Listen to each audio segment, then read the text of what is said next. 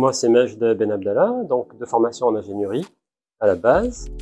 J'ai fait mes premières classes en aéronautique, donc avec quelques années chez Airbus. Après, j'ai migré côté opération avec un concurrent d'Airbus qui s'appelle Bombardier au Canada pendant quelques années où j'ai géré un des programmes sur la partie électrique. Pour après revenir dans le groupe Airbus à travers la filiale Aerolia où j'ai géré le programme pareil au niveau de la conception nautique pour des avions plus petits, donc c'est des avions de business jet qu'on appelle des avions d'affaires.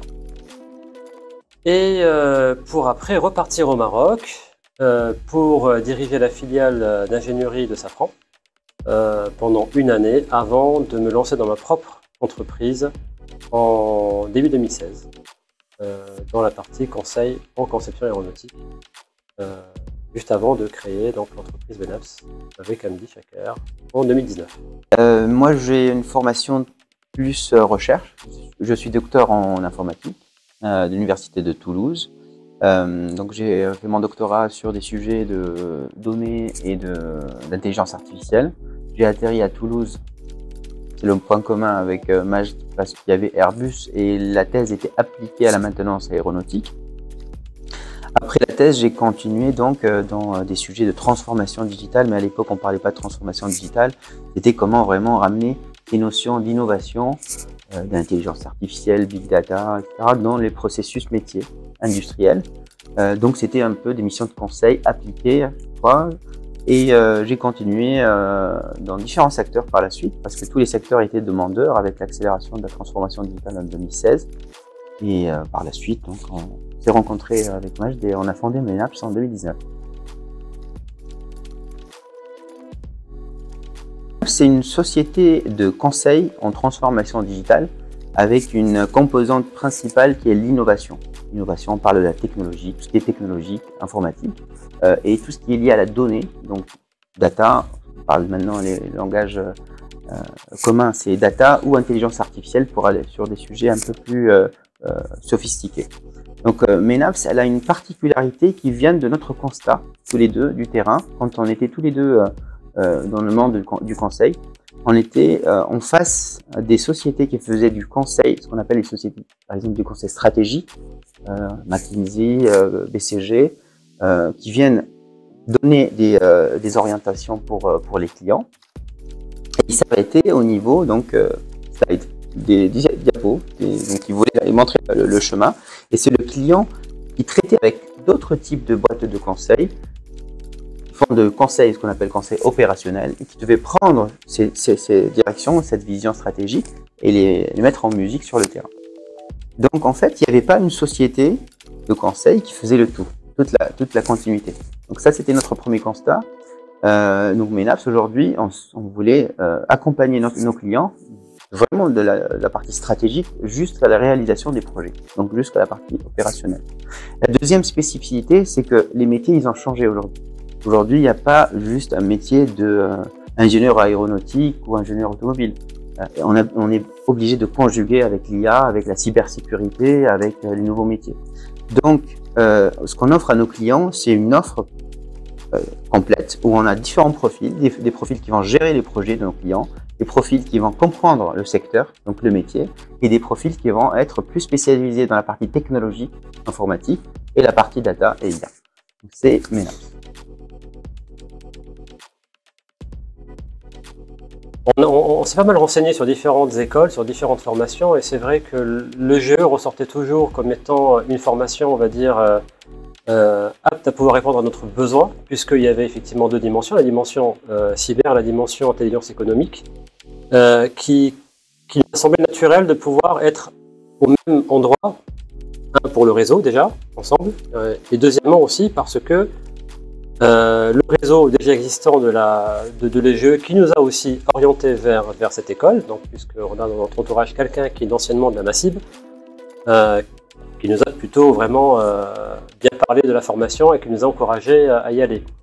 Et donc ça répondait aux besoins. Donc moi, la partie IE, puisque je suis en charge de la partie stratégie de l'entreprise, donc il fallait quand même que je puisse me doter d'outils nécessaires pour le développement de Menaps. Et puis Hamdi plutôt pour la partie vraiment cyber, pour venir non seulement servir l'intérêt de MENAPS, parce qu'il fallait comme se protéger, parce qu'on travaille sur des projets qui sont sensibles pour nos clients et aussi pour nous-mêmes, mais aussi pour développer ce nouveau métier qui est aujourd'hui en pleine croissance et où la demande est vraiment croissante. Voilà. Oui, l'axe IE était très important parce qu'aujourd'hui, MENAPS s'exporte. C'est-à-dire, aujourd'hui, on n'est pas qu'en France, on est en France, on est aussi dans différents continents, on est en Tunisie, Maroc, l'Inde. Sachant qu'on vient de le dire, on a été créé en 2019, donc ça reste une jeune société qui est fragile par rapport à de grands groupes qui ont déjà ces marchés, des marchés qui sont prisés. Donc l'axe intelligence économique était très important pour savoir aussi protéger comme disait Maj, notre business. Voilà.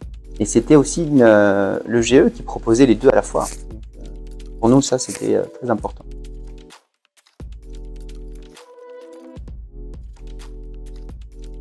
D'abord, on s'est assuré que des agendas de formation ne se chevauchaient pas. On pouvait être, en tout cas, l'un ou l'autre disponible pour pouvoir garder l'aspect décisionnaire de l'entreprise. Mais surtout, on s'est pas mal organisé avec les équipes en place pour déléguer le maximum des tâches qu'on pouvait déléguer et aussi responsabiliser certains collègues par rapport à des fonctions qu'ils devaient prendre pour pouvoir nous permettre à nous de nous libérer plus de temps pour y arriver. Voilà. Donc il n'y a rien qui est sans sacrifice et sans douleur. Sinon en tout cas, c'est sûr que un MBA, il y a un engagement. Il faut que ça soit pris. Voilà. Donc on s'est organisé et il y a eu de la communication aussi aux équipes, à nos managers qu'on appelle nos leaders chez MENAPS. C'est-à-dire, on leur a dit, en plus de la structuration, et que au moment où vraiment, si Maj ou moi on est en cours, par exemple, on est en semaine ici à l'EGE, s'il y a vraiment des urgences, il faut vraiment trier. C'est une urgence importante. Il faut vraiment qu'un de nous deux soit contacté. Donc c'était possible. C'est donc avec cette souplesse de l'EGE qui était très intéressante, on pouvait en parler avec les intervenants pour avoir, par exemple, sur une journée de 8 heures de cours, 1 heure, par exemple, de réunion parce que c'est hyper urgent. Et donc cette flexibilité et la souplesse qui était très intéressante, moi je trouvais dans la formation. Et c'est une formation que nous on a conseillé à quasiment tous nos leaders par la suite. Donc du coup, je pense que vous aurez d'autres étudiants à l'avenir.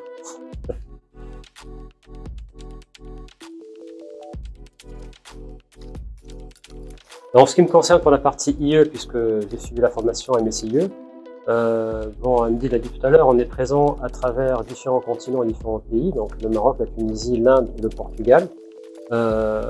Et on a une volonté de continuer à nous, en tout cas, aller vers d'autres pays, puisque aujourd'hui les marchés le permettent. La formation m'a permis d'abord de commencer à travailler avec de la gestion des risques.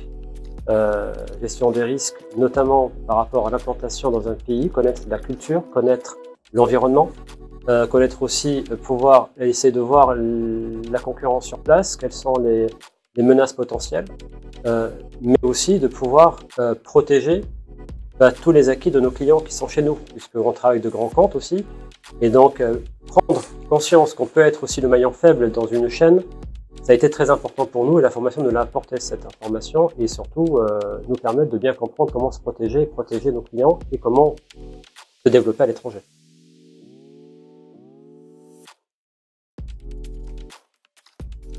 Pour la partie cyber, pour moi, je trouve que mon objectif est atteint par rapport à la formation pour la partie compréhension du métier de la cybersécurité, qui est un nouveau métier pour moi. Moi, je viens du monde de la donnée et de l'intelligence artificielle. Sachant que côté MENAPS, on a des experts en cybersécurité qui interviennent chez nos clients.